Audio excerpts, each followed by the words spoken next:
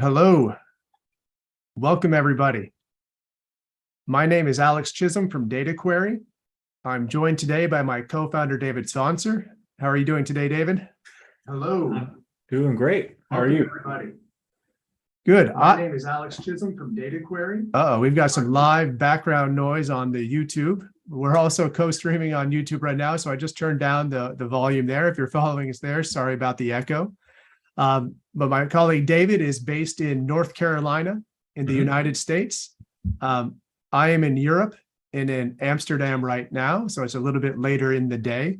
But we're so glad that you're joining us for this second machine learning workshop, where we're going to start looking at feature engineering.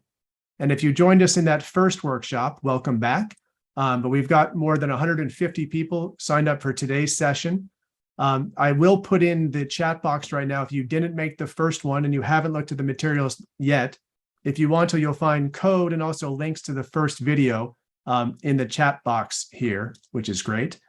And I'll be keeping an eye on the chat, both on YouTube and on Zoom for those that are here. And if you have any questions along the way, just let me know and we'll be able to slow down and take a look at that. The way that we're going to work today, I'm going to very quickly go through the first kind of case study that we did, where we initially looked at linear regression models in Python. And then we're going to say, here's the model that we have. How can we make it better? And David's going to walk us through these feature engineering steps to sort of take that same data set, not adding in new data to things, but doing things a little bit differently to increase the predictive power that we're able to harness from that model. So if there are any questions, please put it into either one of the chat boxes, and I'll start by just sharing my screen, walking you through that first session. So here we go. I've got to reload my notebook.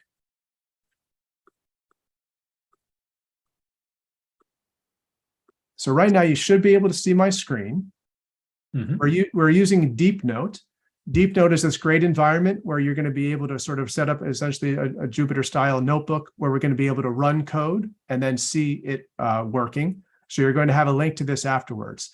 So what we did a month ago, and we're doing these sessions right now, the first Saturday of every month for about an hour.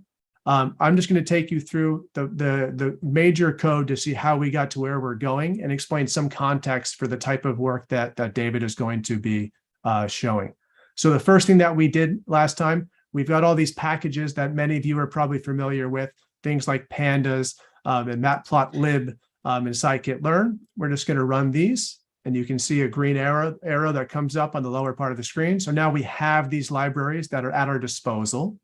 Last time we talked through that data understanding process. We described the business case here. We are working for a wine producer. They make a lot of different bottles of wine, and they want to be able to predict what's the quality going to be of any given bottle based on a bunch of metrics that they get through that production process. And they want to be able to predict within 0.5, I believe, of the actual expert rating that a wine bottle will get, because it's important to them. And we're going to try to use linear regression to help them get there. So we're going to start with pandas. We're going to bring in our data set. So we have this wine quality CSV. We're going to read it in, and then we're going to take a quick look at it. We see that we have a lot of different columns. Most of them are these numeric columns.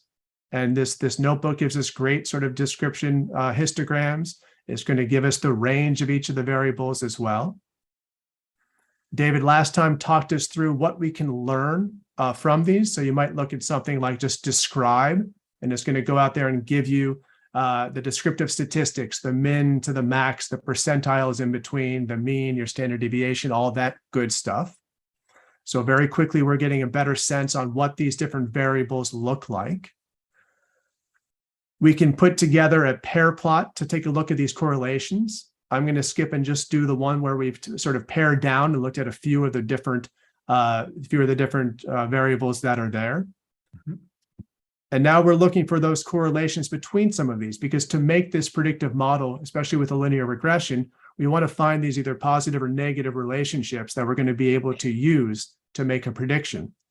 And we started with a very simple, which one of these looks, maybe the strongest. And we see alcohol in this plot here against quality score. And as quality score from the historic data tends to go up, the alcohol quantity tends to be higher. This is the correlation between the two. And this is true for both the white wine, which are the dark blue, and then the light green, which is the red wines. So we might have some variable here that could be useful. You've all probably correlated or used correlations before to quantify this relationship. So we're not going to talk about that again tonight, but you can go through last week's notebook or last month's notebook to do so. We can take a quick look at these correlations, and you can see how quickly, like in a tool like Excel, right, you're going to be doing correlations on column against column, column against column. But here we put it into like this little sequence, and we can see quite quickly all of the linear relationships ranging from -1 potentially to 1 to tell us the strength of these relationships. Then we use Seaborn to make a heat map of all of these. And the darkest blue is going to be the highest correlation. And those going down sort of the center here are really just, they don't mean much because we're looking at alcohol against alcohol or citric acid against citric acid. But what we're going to focus on once again is this fairly dark cube here, where you have alcohol being highly positively correlated with quality score. And then we're ready at this point to make our model. We're going to go back.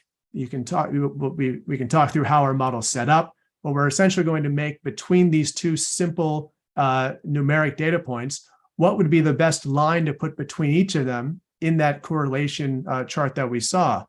And we're going to use these, and we're going to start off by splitting our data set. So in machine learning, the way that we're going to apply this model, we're going to take part of our data, in this case, 75%, and this is going to be our training data set. We're going to use this to train and build the model. And then we're going to hold out this other 25%. We're not going to use it. And we're going to apply the model that we built to this 25% to see if it's operating well. Mm-hmm. And we do that because we don't want the model to be biased too much on that on the specific input data that we're using. We want it to apply also to new data, because that's what this business is going to do. They're going to apply our prediction model to future production process that they're going through to try to understand what that quality score would be. So here we're going to use functions from Scikit-learn. I'm going to run it. I've now split my data set.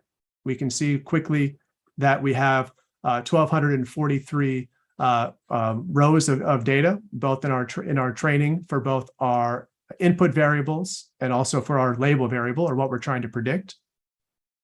Then we're just going to go through and say we want a linear regression model. We're going to initialize it. We're going to fit this using our training data, as we just discussed. And when we do this, we're going to get back an equation. And with a simple linear regression, this is the prediction model, which is quite simple. We're now able to predict from our data, our training data, we have quality for the bottle of wine is equal to some number. And then we're going to have a beta coefficient, or 0.64 in this case, on alcohol. And any alcohol level that we've recorded during the production process of wine will now have a prediction for that quality level. And you can go through and you can tease these out yourself as you're going through. And with this, we can go through and now apply those predictions to our test set. So we can start to see how things are going to perform. And we know this was the actual quality level coming up in our first column. And then we're going to have our predicted, what that simple equation that we looked at is going to tell us what the prediction would be. And you can see right away that these are not going to be perfect. So for this first record, the actual value is 9.18. Our model predicted 8.27. So we were off by more than or slightly less than 1 on that quality score range. Same with the second observation here. Actual 6.66, predicted 7.5. And then the last thing we wanted to do for the week was say, well, we have a model, it works. We can plug in numbers now and we can get an estimated value, a predicted value. Is it any good though? And we talked about that R-squared metric. And R-squared is just one common approach here that's going to look at how good a model is performing. We can look at it initially on that training data, which we built it on. And we see that it was at 0.42. The highest value you're going to see is a 1, which would be sort of a very strong model, a model with a lot of predictive power. A 0 would be a very not strong predictive power. So we're somewhere in the middle when applying it to our training set. But we want to look at our test set. So this is when the model is applied to data that the model was not built on. And you can see that our metric of success here, this R squared metric, is actually lower than it was. And that's what we would expect. So I'm not going to cover tonight because I want to save time for all the new material David's put together. We're not going to talk about the root mean squared error or really start plotting the differences. But at this stage, we just wanted to see that we've made a prediction model. We've observed that they're not all perfect. We've come up with one metric to say that, they're not only are they not perfect, they're not very good. We have an R squared value here at 0.37, which is quite low. So we're probably not going to be able to meet the business requirements where we're going to be accurately making these predictions of wine quality within that 0.5 level that they wanted to sort of get from it. So the question is, at this stage, we've only used one variable to make a prediction, and we haven't done anything to that input data to maybe transform it or do things differently that might make the model perform better. And with that, I'm going to hand over to David, as he's going to walk us through now this second workshop where we're getting into specific information on tweaking that data set a little bit more and hopefully getting better predictions to start being more accurate. Yeah, thanks for the overview, Alex. And today we really just wanted to focus on, let's see, the first workshop. We wanted to walk through the whole workflow to get everyone kind of introduced to the process and get familiar with DeepNote. And then today we're really going to focus on that one particular aspect, which is feature engineering, and that falls into the data preparation step of the data science process. And David, I have one question coming in. Can I tackle it? Oh yeah, absolutely. The question is, what do I need to do to comprehend the machine learning discussion, because they don't really have any foundations for this? And I think you can, I'll send some links both after it, and I'll try to throw them in the chat when David's talking about courses that are available on platforms like Coursera that are entirely free, where you can start getting a sense of what machine learning is all about. But in a nutshell, David, can you give your 30-second definition of what machine learning is? Yeah, so it's just really a set of specialized algorithms that are designed to learn patterns automatically from data. So you don't really have to explicitly write rules down in your program to achieve a certain result. You feed all these algorithms data, and they will find patterns and uncover things that you might have missed, even if you went through it manually. So that's my quick, definition of machine learning. You can just think about it as automated pattern recognition, really, with algorithms. And there are many good courses, many good free courses online that you can take that are a great introduction to it. So we can definitely send those your way. Great, thanks. Yeah. So today I really wanted to continue with this whole, so we have 7 of these actually that we scheduled, and we really want to focus each one on these specific components of the data science process to get you guys really familiar with kind of the roadmap. Every time you're trying to tackle a machine learning problem, where do you start? And that was always a kind of scary part for me when I was starting out in the field of just, not knowing exactly where to start when you have this, it seemed like a big problem in front of you with all these multiple steps. But so here we are in our second notebook here in DeepNote for feature engineering. And as always, I always like to put all of the packages and specialized functions that we're going to be using in a notebook right at the top, just so it's clear. So it's kind of a industry best practice to do this so that it's clear what we're doing. So here we're using just the common packages that you've probably already heard of, pandas and scikit-learn, but specifically we're using these particular functions today for feature engineering. So a lot of this comes from scikit-learn, and then there's also a helper package we're using today. It's known as Feature Engine, and you can think of that as an extension to scikit-learn pre-processing. It has a lot of great functionality. So like I mentioned before, so this is the whole entire data science, process that you take anytime you tackle a project. So we quickly went through it last time by fitting the model, but today we're really going to focus on that data preparation step and see how we can make things better. So Alex already went over the business understanding, but just a quick recap, we're really trying to accurately predict the quality of wine using production data. And that's going to be really important for us. So anything we can do to make that better will be important. And I always like to stress this anytime I'm talking about machine learning, it's very important to figure out what success is before you write a single line of code. And that's actually a mistake I think I made too early on in my career, right? I was very excited to start coding and get things done on a project, but if you don't have a success metric, you don't really know if the project went well, right? And you never want to be in that situation, I think, professionally, right? So for us, we in this project determined that 0.5 points within the true quality score is what would be acceptable. Anything outside of that, they're not even going to bother with it, right? So the project wouldn't be a success in that case. All right, so I'm just going to go ahead and load the data again with the pandas function read CSV. And then we can have a quick look at these variables. So this is the raw data. And so here we have the quality score, which is our target variable. So this is what we're trying to predict. And these are all of the associated features as they're known in machine learning. So these are the attributes of that particular bottle of wine.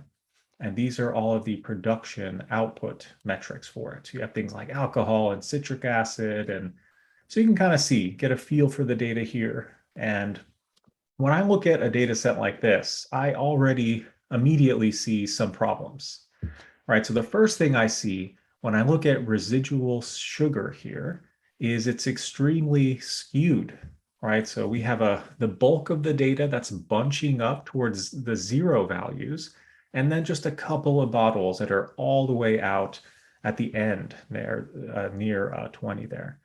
So that isn't a problem for all machine learning models, but for linear regression, that can cause some problems. And then we also have things like a difference of scale. So notice that we have total sulfur here, goes from 6 to 400. And then we have density, which goes from basically 0.99, if I round it, to 1. So huge difference in scales, right? So that can create complications as well. And so that's what feature engineering is all about. So how do we transform this data? How do we prepare it so that we can kind of optimize the performance of our models down the road? All right, and here is just, I'm a very visual person. I kind of like to see, what's going on with feature engineering, but this image here really captures what we're doing, in a nutshell. You always, for every single project, you start with some raw data, and generally it's very messy. So you can see in this table here at the top, which are the raw data, that, I have things like text where I should have numbers in a column. So purchase amount, for example, I have a $34, right? So we can't pass that into a machine learning algorithm because most of them don't really understand text unless it's a text machine learning algorithm. But for us, that's not the case here, right? So we have to process this to get it into what's known as a numeric data matrix, or sometimes people call it a feature matrix, where everything is in numeric format, right? And notice what we did, for example, with metro area here. So the first row is BC, and if I go down to the bottom process data, I have a 0 for Metro Boston, and then a 1 for Metro DC. So what we did is we created something called an indicator variable that is a 1 if it's DC and 0 otherwise. So these are all these little tricks that we can do to make the performance better. And that's what we're going to focus on today specifically, is how do we get good at taking kind of raw, messy data and getting a nice numeric data matrix where everything is good to go. And we can try all different machine learning algorithms on that to see how well we do.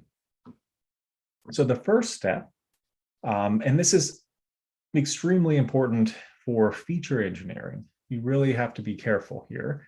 You always want to perform this data resampling step. So we want to create a training set where we use at random 75% of our original data. And then we create a test set as well. And we leave that test set out completely, entirely of the whole entire process. So this, if you've ever heard of this phenomenon known as data leakage, this is where if you perform feature engineering on the whole entire data set before splitting it, you can have this problem. It's known as data leakage.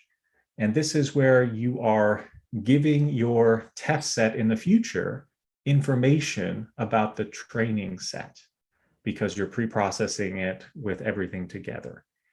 So you can think of it almost like if you were teaching a class and you gave all your students, all the questions are going to be tested on the night before, and then gave them a test the next day, right? So everyone would get 100, but you don't really know if they learned anything. So that's really that kind of the phenomenon that data leakage is referring to. And I'll talk a little bit more in depth about that in our scaling portion here in a little bit. It'll make more sense. All right, so the way we do this is the same as in Notebook 1. So we use this function from Scikit-learn, train test split, and we pass in our pandas data frame, the full data set. And then here I'm using this drop method on it, and I'm dropping my target column, that quality score, because the first argument is your features.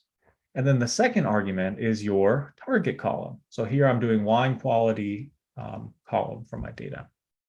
All right, so what this returns to me is these 4 entities. So I have my X train and X test. So those are my features that are split into training and test. And then I get 2 labels as well, my Y train and Y test. So let's have a look at these. So we could use on each one of these the .info. So that's a method that will tell you all about a particular pandas data frame. So we have just over 1,000 rows in this data frame here. And these are all the columns that are present in it. So notice that my quality score is not there, which is good. And then we can also have a look at our Y train. So X train is a pandas data frame. And then my Y train is a series. So think of a series as an individual column in a pandas data frame. So a data frame is made up of these things known as series. And it's really just a labeled array of numbers that has the row numbers associated with it. Now, the nice thing that I wanted to mention is Scikit-learn. So starting with version 1.0, they really made some pretty significant updates to the functionality. So, and the most important one is that it works well with pandas data frames now. So notice we passed a pandas data frame into that train test split, and we got back a pandas data frame. Before that version, we used to get back a NumPy array. So that would strip out things like the column names. You would get rid of your row labels, and it would be a little bit of a headache to have to go back and turn them into data frames later if you wanted to do some analysis. So this has been something I'm really excited about in the community, that we're kind of moving towards a easier workflow, because a lot of people, they do their analysis in pandas, and then they don't want to have to lose everything into NumPy arrays for machine learning. It'd be nice just to have everything be one, type of object in Python. And then another best practice is you want to figure out what are my numeric columns that I'm going to be processing in my data, and what are my categorical columns. So these are things like text. And so for us, there's only one. We have the wine type, which is white and red, and then everything else, they're numbers. So the way you can create these lists of names from your data is you take your pandas data frame, and you use this select D types. And here I'm putting in the string number.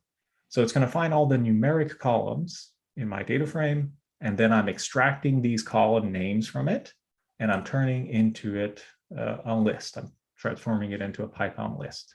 And I do the same thing for categorical features. All right, so when I print these out, now I'm just going to have a nice labeled list where I can easily, pass these column names into different transformation functions. Because the one thing that is a little tricky when you're working with Scikit-learn in the beginning is if you're doing, let's say, a scaling, for example, and it expects numeric features, and you happen to have a categorical column in your data, it's just going to give you an error because it won't know what to do with that. So it's really important to kind of subset your data and apply these transformations to the right ones. So this will be helpful for us. So let's just have a look to make sure that we did this correctly. So here I'm taking my training data and I'm subsetting it with this list that I created that has all of these column names here. Okay, so let's have a look. So I should see everything except for quality score, which is my target, and then the wine type, right? So we're good. So now we have our numeric features and we have our Y train, which is our series from before. All right, so now we're good to go. Everything is set up. And so in this next section, we're going to kind of go through the common transformations that are going to be really important to know. And we're going to break it up by first looking at the numeric features and then the categorical features at the end, just the top transformations you need to know how to do. So I always like to start out with looking at outliers. So again, not all machine learning models are sensitive, to outliers. So if you've ever heard of things like decision trees or random forests, those can do okay. If you have some outliers in your data, it won't affect the performance that much. But when you're looking at things like linear regression or linear models, outliers can have a huge effect. They can really change the coefficients that are given back to you, those betas, just with one outlier in your data. So it's really important to have a way to either remove the rows with outliers or with this method. It's known as clipping outliers, where you replace outliers with kind of a maximum value to kind of restrict the range in your data. And one of the more common methods is using this IQR method. So if I have a numeric data set and I plot it using this box and whisker plot, if you have ever taken a statistics course, this plots the percentiles of your numeric data. And then this box represents the 25th percentile. So that's known as Q1. And then you have the median, which is that yellow line, and then the 75th percentile. So the IQR is if you take the Q3 value and subtract Q1. So that kind of gives you the range of the bulk of your data. And so what classifies as an outlier? So you simply take your Q1 and you subtract 1.5 times that IQR value. And anything less than that gets replaced by that minimum value, right? That Q1 minus 1.5 IQR. So that's kind of what we're doing here with outlier cleaning. And I like this image here because it clearly identifies, using this methodology, there are certain points in your data that will qualify as this outlier, and they would immediately be clipped back to those end units in this graph. And David, when there's a large outlier on either side of the spectrum, what is the actual impact on a model potentially? So potentially, it would probably be easier to see if we actually had a linear regression line and data. But if you can imagine, a line that's maybe positively correlated and the data is pretty close around it, just imagine putting one point that's really far away to the end, and just think about what that would do to your line if it's trying to fit that point, right? Your line would just really start to bend a lot to try to get to that one point, right? And what that does is just, it makes your model less able to generalize on new data, because only one point is significantly changing your line, which you never want that to happen. Would you call that a bias, or is that just a potential to hurt your accuracy? It's really just to hurt your accuracy. And another common example people use, if you imagine living in some neighborhood and then you have a billionaire move in, right? Your average wealth goes, everyone, doesn't become a millionaire, but the average wealth of the community becomes over $1 million, right? Overnight, just because one billionaire moved in, right? So that's the same exact thing that happens in this scenario with your regression. Your line completely changes for just one data point, but it's not really accurate to say, right? If I lived in that community, I didn't become a millionaire overnight. And if a new person moved in with a normal income, the prediction model would still indicate that they would be a millionaire, even though that wouldn't be the case, most likely. Yeah. Yes. Yeah. Gotcha. So yeah, so especially for linear regression, it's because really we're predicting the average, the mean, and a mean is very sensitive to outliers, unlike the median, right? So that's really the root problem with outliers. Yeah, so luckily there's this method. So this is from this function here, or sorry, these are known as transformers. This is from that package called feature engine, which is a supplement to Scikit-learn. But the way this works, it's the same way that Scikit-learn transformers work, is you always initialize your transformer. So you call this class, and then you put in the information that you would like to use for this outlier clipping. So here, the method we're using is IQR. The tail is both. So here I'm instructing it, if I have outliers on either end, I want you to clip it. And then fold represents what do I multiply that IQR by, right? So here I'm multiplying it, typically it's 1.5, but you can multiply by 3 just to get really extreme outliers if you want. But here I'm just leaving that. And then optionally, we can pass this variables argument, which this is where it's helpful to have what are my numeric variables in my data. So this is telling it which columns to actually process in our data. So nothing's really going to happen here. This just kind of initializes the transformer, but it hasn't done anything yet, right? You just gave it instructions, but now we have to use it. So there are 3 things you can do with these transformers. We have a fit method, transform method, and then a fit transform method. And I'll show you what each one of these does. So we'll start off with the fit and the transform. So what I'm doing here is I'm taking this transformer that I initialized and I do dot and then use the fit method and I pass in my X train. So this is my training data. So what is happening here is that it goes through my columns, it figures out what are my outliers and it gets trained, right? It figures out which rows are kind of outliers and what should I replace them with. But it doesn't actually do anything yet. You need one more step to do that. So you first think of this as training your transformer with fit. And then when you call transform after you have fit, it will actually perform the data transformations.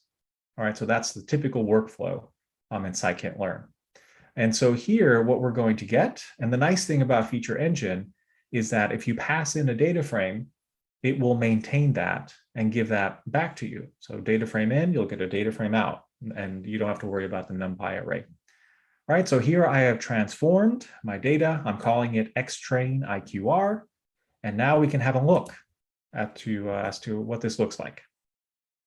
So here it is in kind of data frame format. And so it's hard to tell what happened here, right? I can't really tell if anything was replaced or not. So we're going to have to take it, one step and look at the summary statistics of our original data and then our clipped process data. So let's use the describe function here on my original xtrain. And here I'm passing this extra parameter in there. I'm saying exclude and then the string O. So that stands for object, and that means exclude all my categorical columns from this summary of my data frame. All right, so there's my original summary statistics. So I can see alcohol here, my minimum is 8.4, maximum is 14.9, right? Now let's have a look at our processed train IQR. So my minimum 8.4, but my maximum is 14. But notice I have the same amount of rows. So it didn't make anything missing or didn't get rid of any rows. All it did was, if anything was an outlier, it just clipped it at that one particular value, which would be 14. And you can see that a similar thing happens for every single one of these columns, right? 0.79, and then we have 0.66 here for citric acid. So the process data ensures that all the outliers were gone. And there was a big difference, I noticed, on this total sulfur dioxide column. So we had 440 before, and remember that was the one that was extremely skewed, and now it has been clipped down to 285.25. So that is at Q3 plus 1.5 times the IQR, and it gets replaced, all those extreme values. So pretty nice. And so this is really what feature engineering is all about. So we're going to take a lot of these different steps and clean our data and process it, and then fit a machine learning model with hopefully better performance in the end. And here I wanted to show you the fit transform. So you can just think of this as running a fit and then a transform, but all at the same time. So this is just a nice helper function just to do things all at once if you're in a hurry. So sometimes it's helpful. So here I'm doing the same thing. I'm initializing my outlier transformer. This time I'm just selecting alcohol and citric acid. I only want just those two columns to be processed. And now I can do fit transform here. And just all, in one call, everything is done. So it only processed alcohol and citric acid, and it left everything else the same. So notice my total sulfur dioxide here is 440. So it didn't clip that one, but it did clip my alcohol to 14. All right, so that's a common thing you always want to look for as outliers. Now, the next thing is known as scaling. And this is actually really important to do. So I thought I'd put, an image to hopefully clarify why this is really important to do. So just imagine we have, if I plotted the raw data, so here I have fixed acidity at the top, and it ranges from about 0 to 10, roughly. And those are my blue data points there. And then if I look at citric acid, and I were to look on this same scale from 0 to 10, if I were to only look at the interval from 0 to 1, I just see one blob, right? So there I have a bunch of points just stacked on top of each other because I can't really see what's going on because the scale is off. But if I were to zoom in and have a look at citric acid up close, you can see one, important thing is that citric acid seems to have more variability than fixed acidity, right? But that's something that you wouldn't really pick up on if you're looking at it at the wrong scale. And so just like our eyes can't do that, machine learning algorithms also have trouble with that. When you have variables that have a massive scale and you're comparing them to ones that have a tiny little range, that's really difficult for them to pick up on the differences between the two. So what scaling is just a way to put everything on the same range. So you generally want all of your numeric variables to be in the same range. So then you can compare them equally to each other. So a common method, I'm sure many of you have heard of, is known as standardization. And this is also called z-scores, from our introduction to stats courses, way back when. But you simply take, first thing for every column, you calculate the mean of the column, and then the standard deviation, and then you subtract the mean and divide by that standard deviation for every single value in the rows. And that will roughly put everything in the range between -4 and 4 for most cases, not always. And then the other method is called the min-max scaling. And what this does is for every single row, you subtract the minimum you got in the column, and you divide it by the range that you have in your column. And this maps every single variable to the range 0 to 1. And this is also a common one if you ever are fitting neural network models. So that is important to have everything be in 0 and 1. So there are kind of two ways to do this, right? So we were using feature engine before, but scikit-learn also has its own preprocessors. It's in the preprocessing submodule, right? So I want to show you how you fit this transformation both ways. So the first one is with how do you do it with just scikit-learn out of the box? So like before, you initialize your transformer. So this is standard scalar from scikit-learn, right? So I'm initializing it with the default settings. And then I'm going to use the fit method where I pass my X train with my numeric features. So I have now initialized it and I've trained it. And if I want to actually use it, I, just like before, I take that same trained transformer and I transform my X train. And now I will get the processed data back. But notice one difference. So by default, a lot of these transformers in scikit-learn, they give you the same data, but they give it to you in this, what's known as a NumPy array. So this is a matrix, right? But we've lost our column names and we've lost our row labels as well. And we can't really do data analysis as easily on a NumPy array because things like Seaborn, they expect a pandas data frame to do work, right? So this is that kind of disruption to the workflow that I was talking about earlier. But again, people can get around this pretty easily. All you have to do is build the data frame from this result. So I simply, in this code here, I'm using this function data frame from pandas. And as the data, I'm going to pass this NumPy array that I just calculated in this code chunk above. And then the columns, I could use this helper function. It's known as get feature names out. And that's going to tell me what the column names are for that particular transformer that was trained. So all I have to do is have that extra step where I convert everything back into a data frame. But you can see, though, that everything is, roughly between -4 and 4 now. But one thing I wanted to point out is that it puts everything on the same scale, but it does nothing for skewness, right? So residual sugar is still highly skewed. So scaling will not fix that problem, right? So we're going to go through a method in a little bit that will tackle that problem.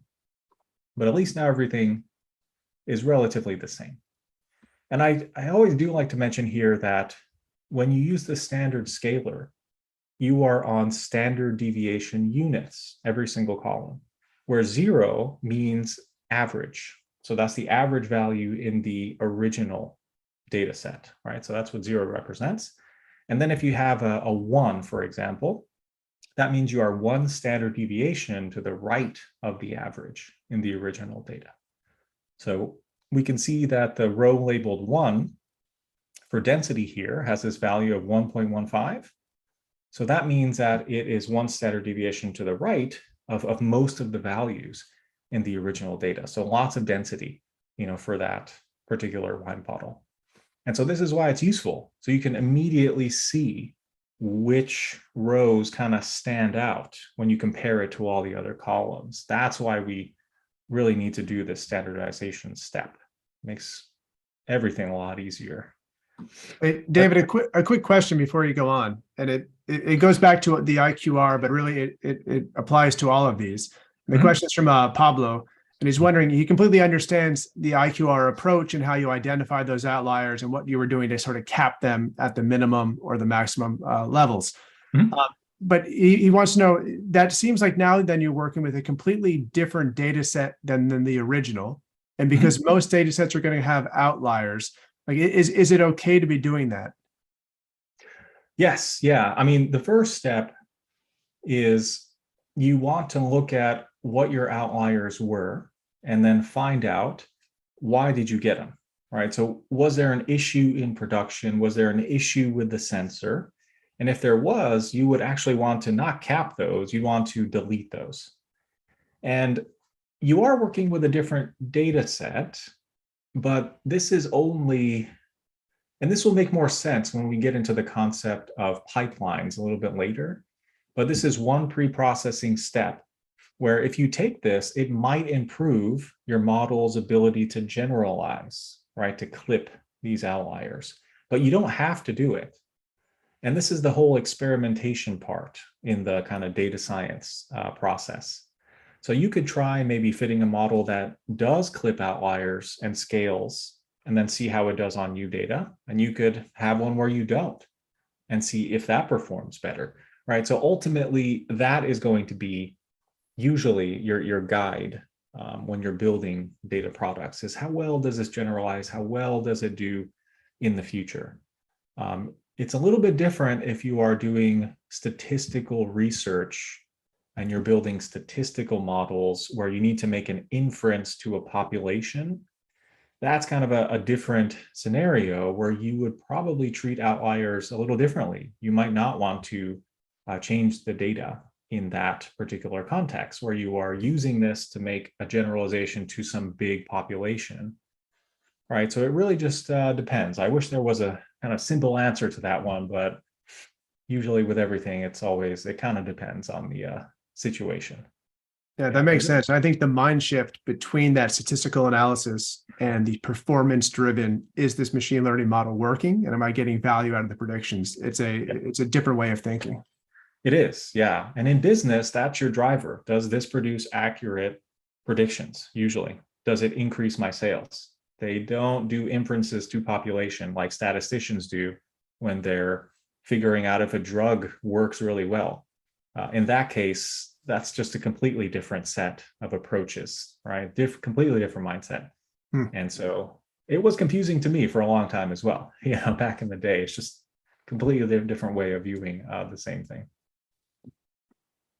Yeah, but great question. Yeah. And so here is option 2. So this is using feature engine. Now, the reason I recommend doing this is because you stay in the data frame the whole time. So you don't have to have that extra step of, oh, I got this NumPy array, I'm going to have to turn it back into a data frame if you want to explore what your transformations did. And so luckily, Feature Engine has this helper function. It's known as Scikit-learn transformer wrapper.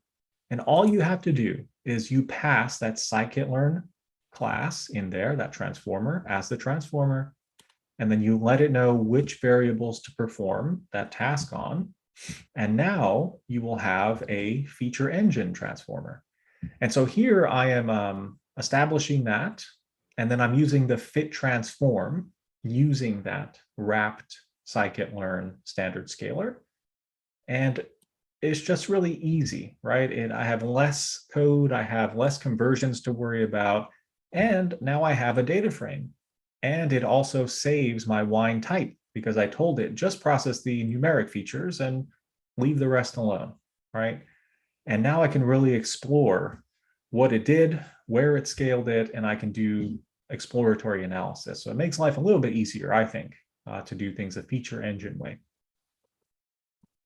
And then the second one I mentioned was this min-max scalar. So this puts everything into the 0-1 range, and is also very helpful. So here I'm using this wrapper function now on this min-max scalar. So this is also from Scikit-learn. And just like before, it's not going to do anything for skewness, but everything now will be between 0 and 1. And the interpretation for this one, you can think of it as a kind of a percentage of the maximum score for each column, right? So the closer you get to 1, the closer that value is to the maximum that in the original data. And so that's helpful as well in many cases. All right, so that is scaling. So very common. I pretty much do it to every single numeric variable in all of my raw data, usually when I'm fitting a model, because it's really rare to have your columns be on the same scale. That has never happened to me. So it's always good to standardize. Now, the other really important transformation is anything having to do with skewness. So skewness can wreak havoc for machine learning models. It can wreak havoc for your analysis as well, if you're doing data analysis. And then you take, let's say, the average of a skewed data set, and then you say that that's the typical behavior. that can be a little misleading, right, in that case, because you have these really extreme values present in your data. So a median would be more appropriate kind of in those scenarios. So skewness is tricky, and I feel like it's not talked about enough. So I always like to mention it every time when I talk about feature engineering. And so there's a special transformer in Feature Engine. It's known as Yeo-Johnson. And this is the one that I recommend because unlike the most popular one, usually people do a log transformation where they take the log base 10 of the original data to try to get rid of skewness. But there you have problems because if your original data has a 0 value or it has negative values, you can't take the log of that and it gives you an error, spits an error out, right? So that is not ideal, but Yeo-Johnson can handle that. It can handle numbers from negative infinity to positive infinity, right? The whole real line, and it does a really good job. So here, I just wanted to show you what it does to the original data. So here I'm going to initialize this Yeo-Johnson transformer. I'm calling it skewness scalar. I'm going to fit and transform my training data and save it into a data frame called xtrain_skew. And now I'm going to use a built-in pandas method. This is the hist method. And this will make histograms of the original data and then my transform data. So let's have a look and see what our transformations did.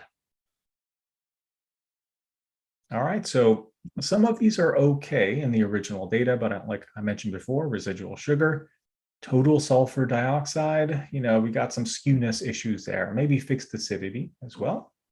And now let's have a look after our Yeo-Johnson transformation. So a couple things happen. So the original scale of the data is transformed, right? The range of the original variables is changed. And if there was skewness originally, it's somewhat better, right? So we have residual sugar here, and then the transformed one is not nearly as skewed, right? So that's going to be a lot better for our machine learning algorithms. And it did a really good job on fixed acidity as well. It almost looks like a normal distribution, like a bell curve there. So that was a good transformation. So that's what this Yeo-Johnson does. It just is able to transform your data so it's more equally spread out, equally balanced, and it generally performs better. Your models tend to perform better, again, depending on the type though. All right, so those are the major kind of numeric transformations that you will typically do day to day. And now I wanted to focus briefly on how do we handle text data as in our features. So one common method is known as one-hot encoding.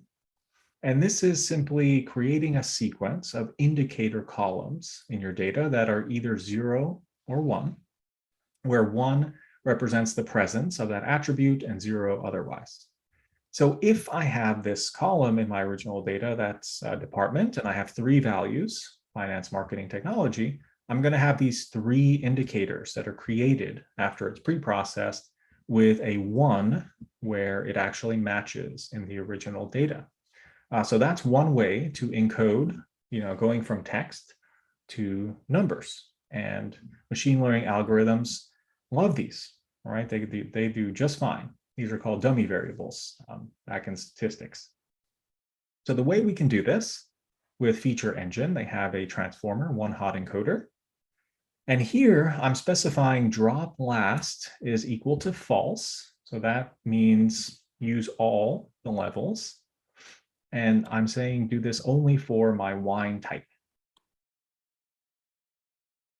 So let's see what this looks like. I'm going to do fit transform on my training data now. So it left everything alone except for my wine. And here I have wine type white and wine type red and my 0s and 1s. All right, so it did that correctly. Now, what I recommend, though, is there are some models like decision trees one-hot or even neural networks where one-hot encoding is not an issue. But if you're fitting a regression model, especially a linear regression model, doing this will automatically cause it to not be able to give you coefficients back. So this is exactly known as multicollinearity, because when you look at these two indicator variables, if I look at wine type white and I tell you that's 1, then you know with 100% certainty that the other indicator is 0, right? So that's extremely perfectly correlated to each other, and you won't be able to fit your regression. So in that case, for regression models, you have to go with the dummy variable encoding. And all this does is it drops just the last level by default. So you get rid of that dependency among your columns. So here, notice in this image, my finance is gone. So I just have indicators from marketing and technology. And then you might ask, well, how do I know something is finance? Well, you just look, if marketing and technology are both 0, then it has to be finance, right? So you don't really lose information, but now you're able to fit your regression models without having any issues.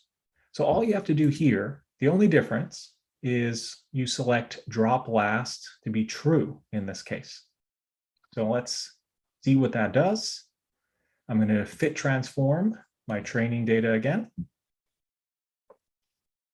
And now I just have one column, wine type white, either 1 or 0, right? So it dropped one of those indicators, which is exactly what we need.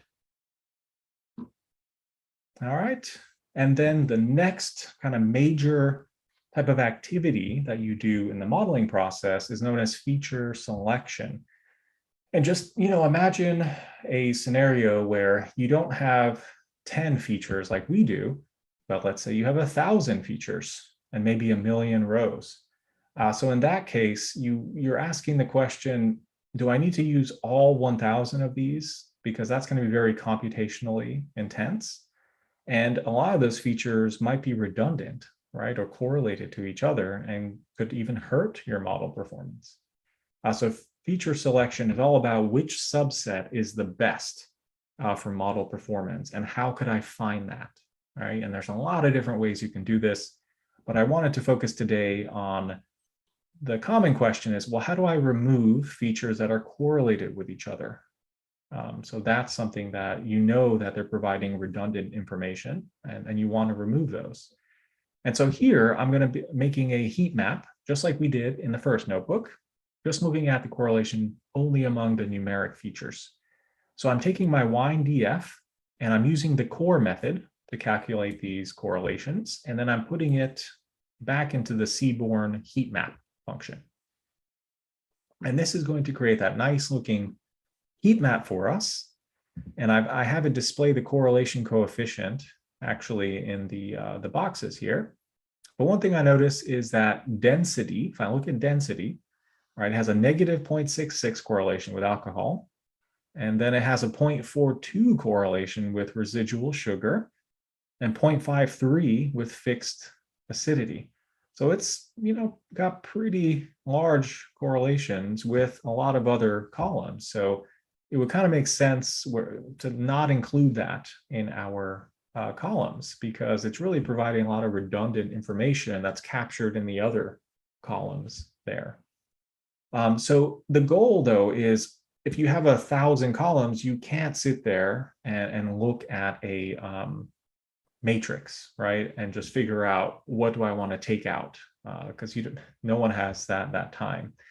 So this automates that for you.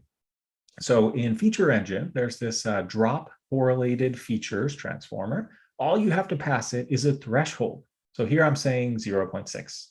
So it's going to look for things that are either negative 0.6 or less correlation or 0.6 or more, and try to get rid of those kind of redundant columns from your data. All right, so here I initialize it. And just to show you quickly what's going on here, I'm using fit transform. So let's see what it does to our training data here. All right, beautiful, right? So notice that density was given the boot in this case. So good choice. right? So this is a way to just automatically drop any features based on a threshold that you're comfortable with. So it's a nice helper function to do this. All right. So that is just, it was a lot to take in, but I would say that's like a good 70% of what you'd really be doing for preparing most data sets for machine learning. There's definitely more complicated examples, but this will help you, get there pretty quickly. And this last section here, I just really wanted to, touch upon. I've showed you how to remove outliers and scale and create dummy variables, but in a machine learning project, what if you need to do all of those things all at once, right? You don't want to have to initialize one transformer, transform your data, and then pass that to another transformer, transform that data, and create this chain in your code that is going to be really difficult to maintain in the future. And so Scikit-learn has this amazing, I think, capability of pipelines. So really just think of pipelines as a way to stitch together multiple feature engineering steps into one object that you can manage. And that object has a fit and a transform, and then a fit transform method, just like all of the other scikit-learn objects do. So it's really cool. And the way you initialize this is you pass this pipeline object a list of tuples. And in each tuple, you put in a step name. So that's kind of a index or an ID that you're going to use that you make up, and then that particular transformer that you want to use. So let's say I wanted to do this for just all my numeric data. So what I want to do is I want to remove skewness with E.O. Johnson. I then want to standardize it. I want to clip my outliers and then remove correlated features. I want to do those 4 things in that order. All right, so for that, I can create a pipeline to do that for me. So I wanted to show you how to do that here. So here, I'm calling this numeric pipeline, and I'm calling this pipeline object. And here are those tuples that I was talking about before. So each one starts with a nickname I give it, some ID, and then I have this E.O. Johnson transformer. But notice I have 2 parentheses there, right? So I'm actually calling that transformer and initializing it. And then here I'm doing my standard scalar, but I wrapped it in my scikit-learn wrapper to make it a feature engine version. And then here I have my Windsorrizer, that's my IQR. And here I'm adding all of those attributes that I wanted to use. And then I'm doing drop correlated features, right? So I bundle all of those steps into a pipeline. So when I create this, nothing's really going to happen, right? All I've done is provided a series of instructions at this point.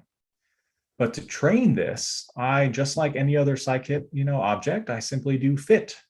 So I take this pipeline, I pass my xtrain, just my numeric features, and I fit my data to it. All right, and so now it's trained. It figured out, how do I scale it? How do I clip my outliers? What should I remove? How do I do the E.O. Johnson?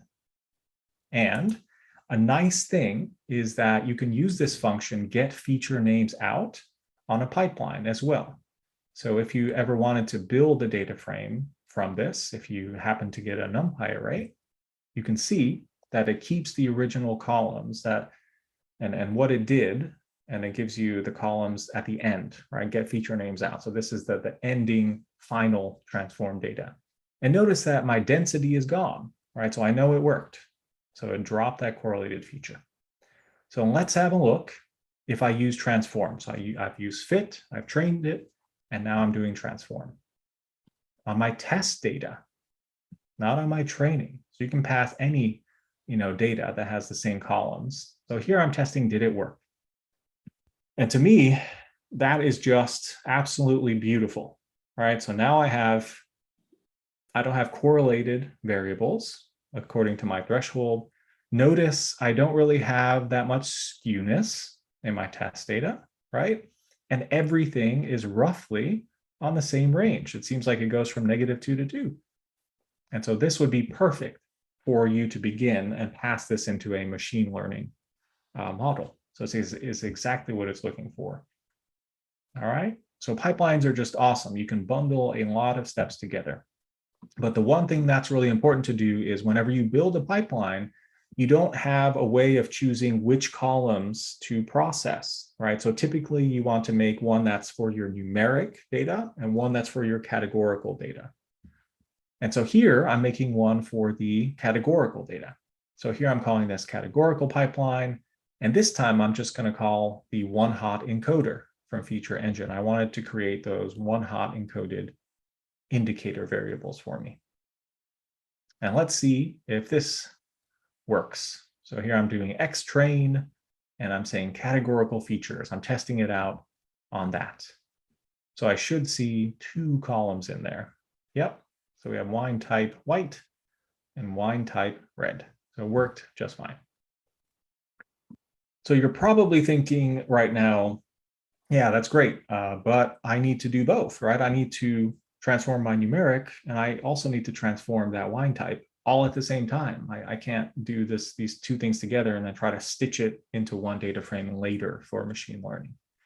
And so this is where the column transformer class comes in. So that's exactly what it's designed to do. So it's going to take a series of transformers or pipelines, and then which columns you want those to be applied to. So it allows you to put together multiple steps and multiple processing pipelines into just one master feature engineering workflow for you. And so here you also pass a list of tuples, but you have an extra 3rd dimension of it. So you have your step name as the first, and then you have either a pipeline or transformer for the second. And then for the 3rd part of the tuple, here's where you put, well, which columns do you apply those to, right? So it allows you to choose. And so what I've done here is I'm taking my numeric pipeline from before, and I'm saying apply that to my numeric features, and then my categorical pipeline to my categorical features, my wine type, and put all those together into one master feature engineering pipeline, because that's what I need. So let's have a look at what this does. So here I'm taking this pipeline and I'm fitting it to my training data, my full training data. And it has learned exactly what it needs to do. And now let me show you what happens when I transform my training data. So unfortunately, column transformer is still a little bit behind in functionality. It still gives you back a NumPy array. And notice that all my column names there are gone, right? So that's the only downside with column transformer, which I believe, though, that it will be fixed pretty soon because they're working on it actively now. But again, if we want to get back a pandas data frame for further processing, all you have to do is it's the same methodology as last time. You simply use pd.dataframe, and as the data argument, you take your pipeline and transform your training data. And then you use this get feature names out to extract what the final column names are of your pipeline. And then this will give us our transformed training data. Okay, just beautiful. Everything is nice, no skewness, and I've got my indicator variables. Everything, there's my numeric matrix. And I also wanted to show you that this works just as well on the test data. I can simply pass transform and then pass x test in there, and it will do all of those steps that it learned on the training data, and it will apply those exact transformations to your test data. And so this is exactly what you need, which we'll talk about, later, I think, in the series. But if you ever put a machine learning model into production, you're going to have data coming at you, maybe in real time, that's not processed, right? It's raw. So you have to have this pipeline in place to take that data and just to automatically transform it into what the model expects to just be these numbers, right? So this is what these pipelines are really designed for. It's just kind of a quick, easy way to bundle things up where if you get new data, you can quickly transform it, apply the model to it, and get predictions, all in one Python object. So it makes life a lot easier. All right, and then we have just all of our resources there at the end, and there's really great documentation that I urge everybody to check out, especially Feature Engine if that's new to you. I think it's an awesome package. It makes your life a lot easier if you're doing these type of tasks. And David has showcased so many different ways that we can take data that we already have. We're not adding new data to it. We're not adding new records or new columns or new potential features. We're just manipulating the data we have. And next time when we meet on the 3rd of September, we're going to then evaluate the changes that we've made from these transformations on how the model is performing. So hopefully we get better estimates and predictions from that original prediction model that we were doing. And we're going to be able to do that in a month's time. So you have time to review all the code from today. As you can see, David has put a lot of descriptions around how to get from point A to point B. Both of these recordings from the first 2 workshops are up on YouTube, so you can watch the entire view. We also have summary videos that are going to go up. And what I will do is email everybody who signed up via Zoom next week with the materials from today, including all of this code, all of this description, links to all the videos, and also the ability to get the original data set. And you yourself will be able to play around in DeepNote with a free tier plan to manipulate this and run the code yourself and start making tweaks to the code that you saw David run this afternoon or this evening or wherever you might be in the world. So I know we've gone for about 70 minutes now. It's been fun. David, thank you so much for putting together this. I really appreciate your time. Thank you everybody for your questions and for attending tonight. I've put a link in the chat to register for the next webinar, the next workshop, which will be, as I mentioned, on the 3rd of September. David, any final thoughts?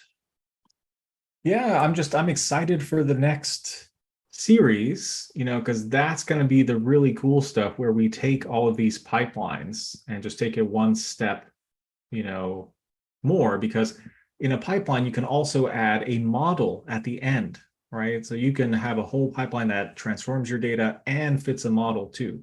So this will take us to the experimentation part of data science, where you're just trying different feature processing with different model combinations and seeing which is the winner in the end.